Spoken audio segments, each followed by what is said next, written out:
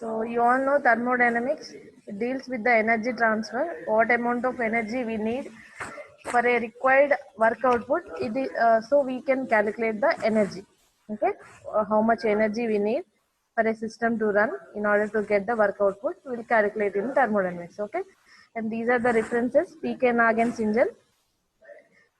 So definition. What is engineering thermodynamics means applications of thermodynamic principles to the real world problems. So you can call it as a engineering thermodynamics. Okay, and what are the branches? Classical, statistical. So we will deal with only classical. Okay.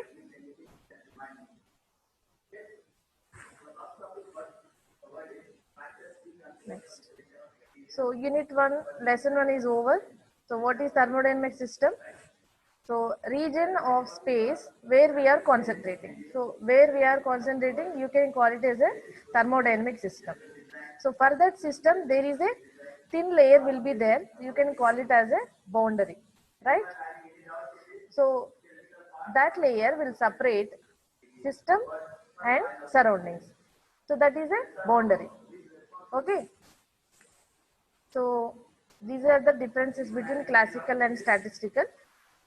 So we will deal with only classical thermodynamics because that is easy and requires less number of inputs. Okay, and we will deal with only at macro level. You can call it as a macroscopic thermodynamics, and this is a microscopic thermodynamics. Okay.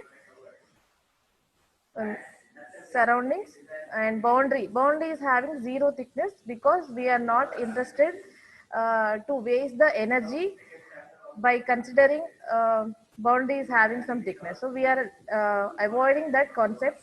So it should have a zero thickness. Okay, and boundary can be fixed or movable, and boundary is shared by both system and surroundings. Only either system or surroundings. So it is wrong. So boundary should be shared by both system and surroundings. Okay, and the boundary can be real or imaginary. So you can see here. And what is universe? System plus surroundings is universe. There are three types of systems: closed system, open system, and isolated system. So this is a system where we are interested in finding out the energy transfer. Okay, this is a system and this is the boundary, and this boundary is having zero thickness, and external to the system is surroundings. Okay, next, what is this system? Is it open or closed? Anyone? What Open is this? system. Yes, this is an Open open, system. right, correct. So this is an open system. Only energy will cross the boundary. You have to say energy is crossing the boundary. Energy is crossing in. So it is coming in, it is going out. Energy is going out. So this is the boundary and this is the surroundings. What is the system? Is it open or closed? Closed. Closed, right. So closed system. Sorry, you have to. Both energy and mass. So this is an open system. This is a closed system. So in closed system only energy will transfer, but in open system both mass and energy will transfer takes place. Okay. So why we are calling this as a closed system? Closed system, there is no mass transfer, only energy transfer is there. Okay. This is a closed system. And open system, both mass transfer, energy transfer will take place across the system boundary. Okay. This is what is the system?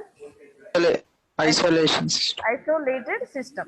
So isolated system, you cannot see both mass transfer and energy transfer. So nothing will be there. Okay.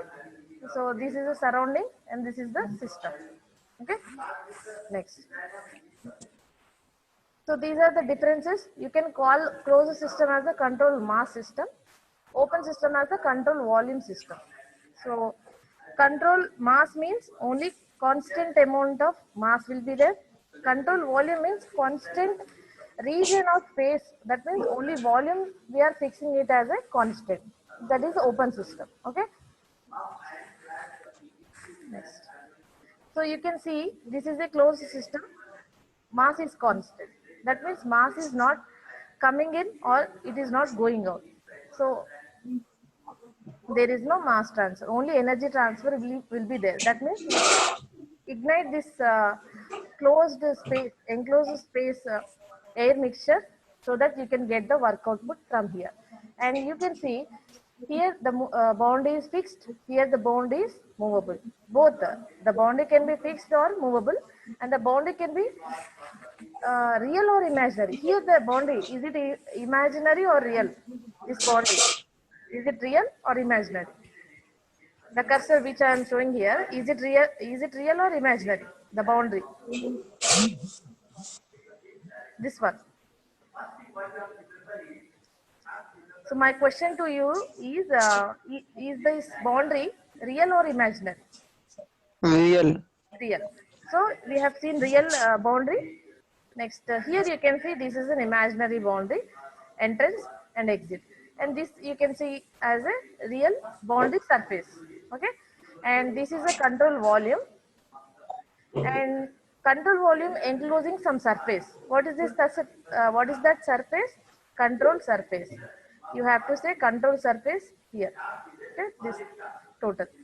And here energy is, mass is coming in, work is here we are getting work output. So these are the control volume. What is isolated system? There is no energy transfer, there is no mass transfer across the system boundary. You have to say across the system boundary. And it is having, because here there is no mass transfer, you can say mass is constant. We are having fixed amount of mass in the system. Okay. And the energy is also not transferring across the system boundary. Right. And what is the concept of continuum? So there is a mean free path. What is mean free path? Anyone? What is mean free path?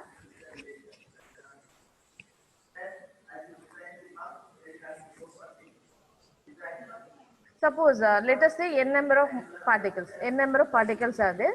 First molecule is colliding with the second molecule, and also it is colliding with the third, fourth, and up to n number of molecules it is colliding with. So we can add all the distances and average them. You can get the mean free path for the system. Okay. So this is the Knudsen number, and this is lambda by L. What is lambda? Mean free path. What is L? The system dimension, you can take it as a L. When lambda by L is less than 0.01, you can take it as a continuum flow. Then only we can calculate the thermodynamic analysis part. Okay. And what is the reason behind continuum concept? So we need macroscopic properties as a constant value. Why? Because in order to calculate in order to do thermodynamic analysis, we need constant values. Okay. In macroscopic level, all the properties are having constant value, but microscopic level, the properties will be having different values for different particles. So we are taking a constant value where the macroscopic properties having constant value. So this is the boundary. From right side it is a macroscopic analysis. From left side it is a microscopic analysis. Okay. So what is thermodynamic equilibrium? Equilibrium means there is no disturbance. Correct now? What is equilibrium? There is no disturbance. Disturbance means there are three types of disturbances. There can be force disturbance, temperature disturbance, or chemical imbalance. Chemical imbalance means the concentration levels of molecules will be imbalanced. So there are three types of imbalance. When the system is having in all types of equilibrium, that means mechanical, thermal, and chemical. If all three are having, then you can say the system is in thermodynamic equilibrium. So what is mechanical equilibrium? Can anyone say what is mechanical equilibrium? What is mechanical equilibrium? Simple terms you can say. What is mechanical equilibrium? Not in like sentences. Just say an example. What is mechanical equilibrium? You can take piston cylinder arrangement and say. Anyone?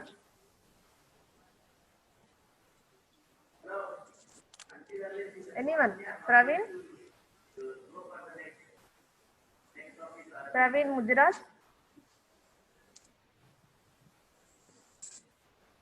Okay, he's having some network problem, I guess. Anyone who is having internet facility fast. Sorry. Srinath, Shanmukh, Vishnu, Yashwant,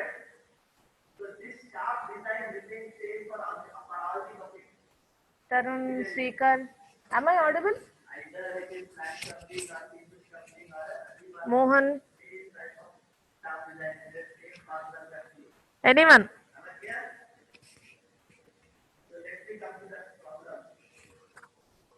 Am I audible, Vishnu?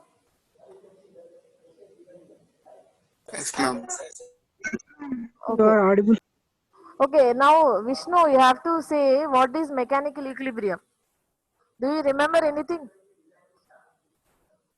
At least some part. No, madam. No. Okay. Okay. I will tell you. So mechanical equilibrium means unbalanced force should not be there between the system and surroundings. So if unbalanced forces are not there between the system and surroundings, you can say mechanical equilibrium. Okay. And thermal equilibrium means prior to thermal equilibrium, the system should be in mechanical and chemical equilibrium. Along with that, there is no transfer of energy in the form of temperature difference. So there should not be any temperature difference between the system and surroundings. Then you can say the system is in thermal equilibrium. So combining all these three, you can say it as a thermodynamic equilibrium. Okay. Next, what is property? What is property? So what is property? Suppose you're staying where you are staying, that room is having some characteristics. That means not the room. You take it as a gas. The atmospheric air is having some characteristics. What is that? So air can have pressure, air can have temperature. By that you can differentiate the air characteristics from your room to the beside room. Okay, so that property, that characteristics, you can call it as a property. That means pressure, temperature and density. Okay, these are the properties. What is state? Suppose you are giving some values to the pressure and temperature of the air, then you can call it as a state. That means your room is at one state. Okay, and change of state means, so your room temperature has decreased by this atmospheric temperature, then your room has suddenly changing from one state to the another state. So this is a change of state. What is path? So you just draw a curve joining all the change of states, you can get the path. So you can see here, so this is one change of state, this is a state, this is another state, join all the states, you can get the path. So this is the path. Okay, what is process? Suppose piston cylinder arrangement is there. Okay, piston cylinder arrangement is there here. So you just take piston cylinder arrangement. So this is a piston cylinder arrangement. Okay, now what happens? Suddenly I am increasing the temperature of this piston cylinder arrangement. Here air is there. Suddenly I am increasing. So what happens? The piston will move upwards direction. Okay.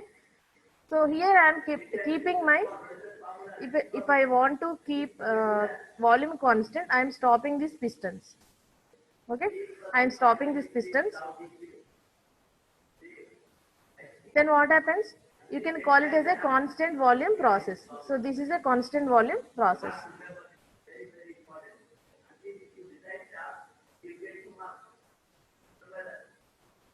Okay. Next, this is the process. What is thermodynamic cycle? Thermodynamic cycle means the end state and the starting state. This is the starting state. Okay, this is start point and this is the second point. From this second point, I am returning back to the starting point. Then you can say the initial state and the final state are at the same point. So that is a thermodynamic cycle. Okay.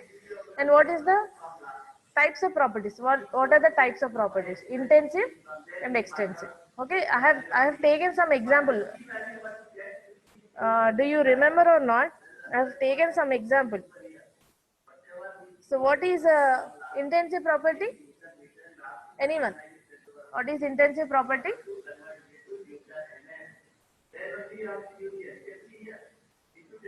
What is intensive property? Anyone? It not depends on mass, madam. Which depends on mass or which doesn't depend on mass? Which one? Which doesn't depends on mass. The Okay, right. Which does not depend on the mass, you can take it as an intensive property. For example, take pressure. Okay, you are staying in your room. Suppose divide this room into two equal parts. Okay, your friend is on another partition and you are in one partition. Suppose your friend is also feeling the same pressure, you also feeling the same pressure. So you can call it as an intensive property. Correct, na? Suppose here this is a room. So I am taking one room here. So this is room, your room. Okay, you are here and your friend is here. Okay, I am dividing you are dividing your room by an imaginary line. So here pressure is P, and what is the pressure here? Is it P or different? Your Same, madam. same. That means you and your friend is feeling same pressure even if you are dividing the room. Partition. Even if the mass is distributed, you are the mass. Okay, so you are the mass and your friend is also mass. I am dividing the room according to the mass division.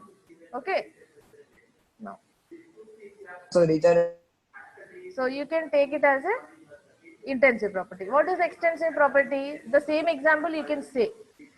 So this is the room, two persons are there, you and your friend. Okay, so you and your friend combinedly take it as a mass.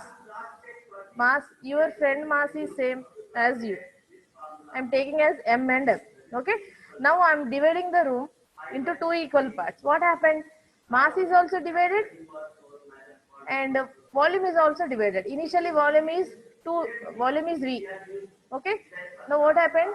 It has become V by 2 here. It has become V by 2 here. Correct, na? And mass is also initially 2m, but here it is m, here it is m. So you have to say on dividing mass, property is also dividing, then you can say it as an extensive properties. Okay, extensive properties are dependent on mass. Next, what is phase?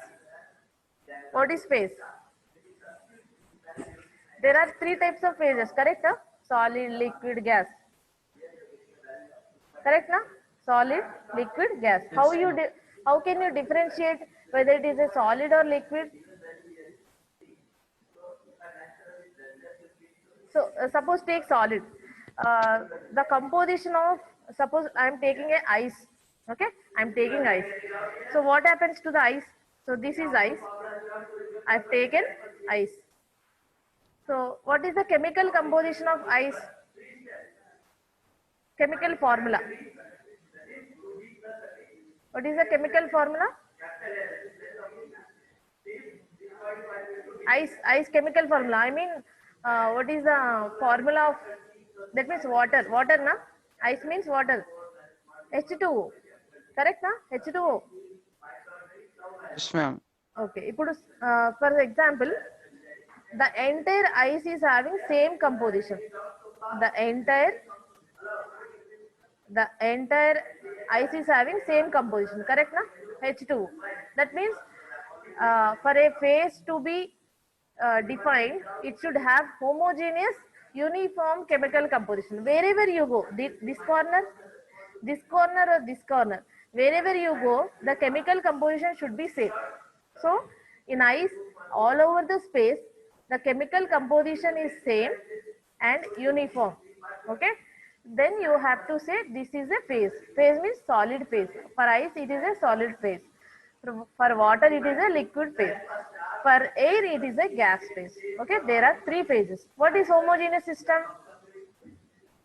What is homogeneous system? Anyone? This is Single phase, madam. single. Single phase. Single si- phase, solid or liquid or phase.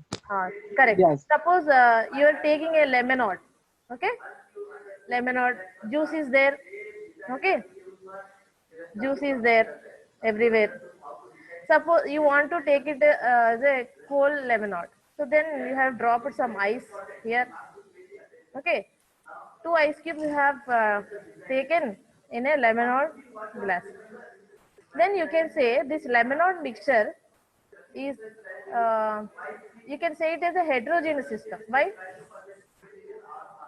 Is it a homogeneous or heterogeneous lemonade mixture? Homogeneous, madam. Lemonade mixture. Lemonade mixture, in lemonade mixture, sugar is there, ice is there, water is there, lemon is there. It- Four components. Heterogeneous mixture. Right. Heterogeneous mixture. Suppose After it melts, right, after mixing it is a heterogeneous mixture.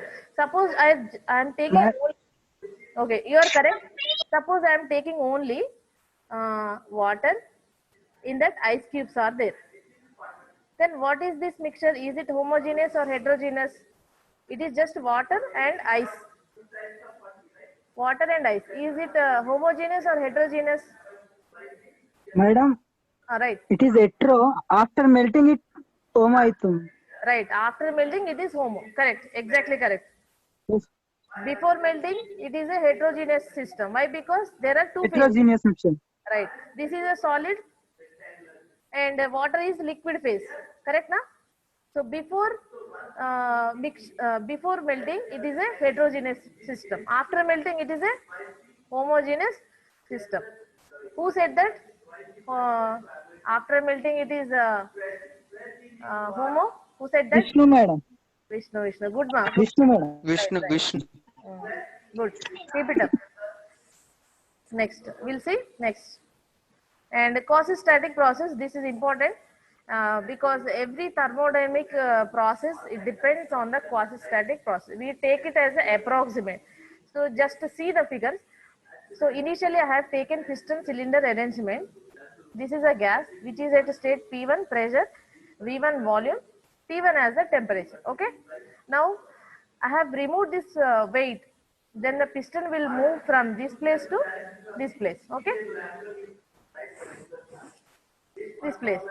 So initial state is in thermodynamic equilibrium and final state is in thermodynamic equilibrium.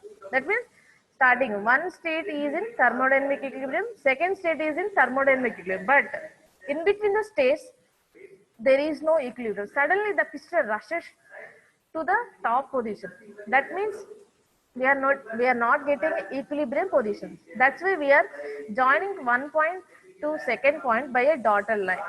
If the process is not equilibrium, you have to join the initial and final states by a dotted line. This is very important. You have to remember. If the process is not in equilibrium state, then you have to join the initial and final states by a dotted line. Okay. Next. Suppose next state. So I have taken n number of weights. So these are the slices. So one by one I have removed one slice after the another slice. Then what happens? The system will move from this state, one state to the next point and the next point. So that's how the process will take place up to second point. So what you can see here, we are getting so many equilibrium points between 1 to 2.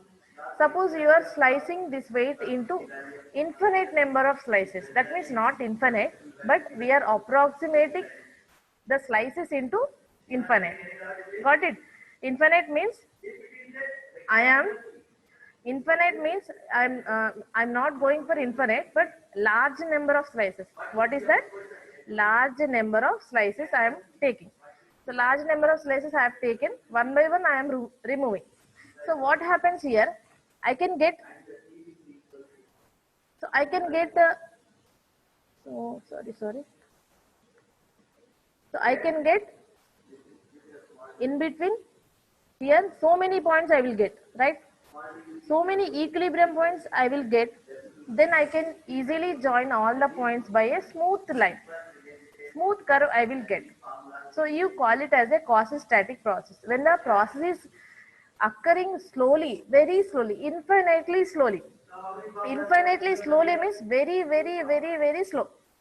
Okay, very slow. Then you can call it as a quasi-static process. I have given here some theory. You just read it after the class. Okay, I will be uploading this PPT to your group. Okay, this is quasi-static process. What is pure substance? Pure substance. This concept is also very important. What is pure substance? What is pure substance? Any guesses? Any idea? What is pure substance? Any example you can give? What is pure substance? If you remember any example, you just give me. If not, I will discuss again. Anyone? So I will take it as a no, then I will discuss this pure substance. So pure substance is nothing but, so it should have a uniform chemical composition. Okay. What is the difference between phase and pure substance? Minute difference is there. Pure substance can have two phases or more than two phases. But phase is having only one phase it can have. Pure substance means, suppose I am taking the earlier example I am taking. So water and ice. So what is the chemical composition of ice? H2O. Correct now? What is the chemical composition of water? Same, H2O. So what happens here? Correct now? So Yes, ma'am. correct. So after melting or before melting, is the chemical composition is different or is it constant? Before or after melting? It's constant, Same, madam. madam. Same. That means chemical composition, irrespective of phases, irrespective of number of phases, is, if suppose it is constant, then you can say it as a pure substance. Irrespective of number of phases, if the chemical composition of the substance is same, uniform, homogeneous, then you can say it as a pure substance. Understood now? So this is a pure substance. What are the examples? Atmospheric air, steam water mixture, combustion products of the fuel. So you have to say what is this steam water mixture means. Steam also having H2O, water is also having H2O. Then you can say it as a pure substance. If you are mixing more than two phases, even though you are getting the same chemical composition, then you can say that as a pure substance. That is a definitely pure substance. Damn sure. Okay. Next, what is atmospheric air? Atmospheric air contains nitrogen, hydrogen, oxygen, noble gases. Okay, and humidity also there.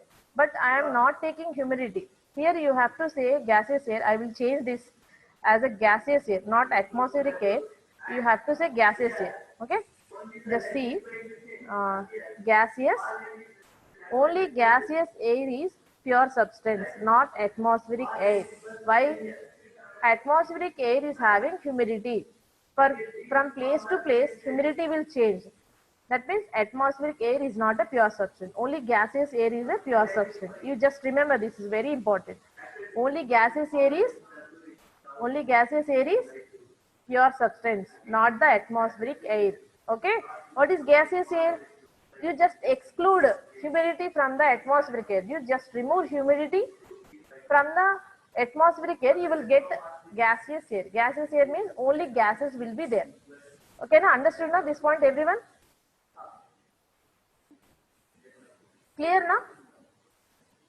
Madam. Yes, ma'am. Okay. Next, you just read this after the class. This is just extra points. Okay. These are the assignment questions I'm giving to you. I will announce the deadline for this after the class. Okay. Write an essay about what you have learned in lesson 1 in 100 words. Lesson 1 means up to here. Up to this one is lesson 1. Here, this is assignment, and give practical examples for open system, closed system, and isolated system. Draw the diagrams. You can take one each. One example for open system, one example for closed system, one example for isolated system. So which are not in the books, you just draw the practical examples. Whatever you have seen in the practical world, you just take those examples and draw the diagrams. Okay now? And give 4 examples for each intensive properties and extensive properties. You have to give 4 examples for intensive, 4 examples for extensive. Is it easy or is it hard? Students,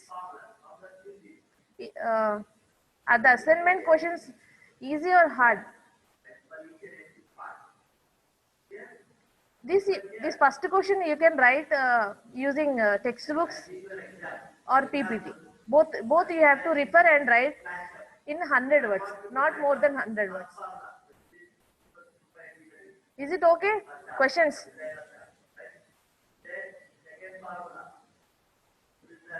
Is it difficult? What, ma'am? Why you are giving assignment questions? Huh? Correct, na? It will Madam? be right. Cheppandam.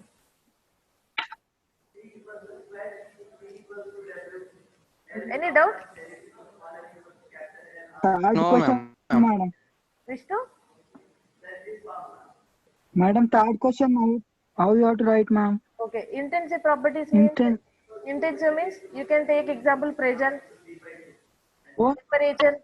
only examples, ma'am. Only example. You just write only examples. Intensive properties, you just 4 examples. Extensive properties, 4 examples. That's it. Oh, Don't write theory okay, and all. ma'am. Only write examples for intensive property, extensive property, examples. You have to mention why it is a intensive. I have drawn some diagram, right? Diagram. I have taken some diagram. Can you remember this? I have taken a classroom. Persons are there. Yes, ma'am. Yes, ma'am. Like that, you just take an example of your own. Okay, innovative. Then you write why it is. We want to explain that, ma'am. You just explain in a line. That's it. Just take a diagram like this. Okay, ma'am. Take a diagram like this. Why pressure is intensive? Why temperature is intensive? Or why volume is extensive? There are so many extensive intensive properties are there. You can search on net or book.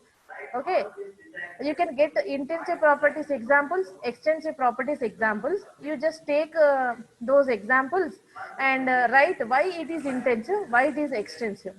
Okay, whatever you write of your own story, I will take it as an assignment, but please be your own assignment. It should be your own assignment. Don't copy, please.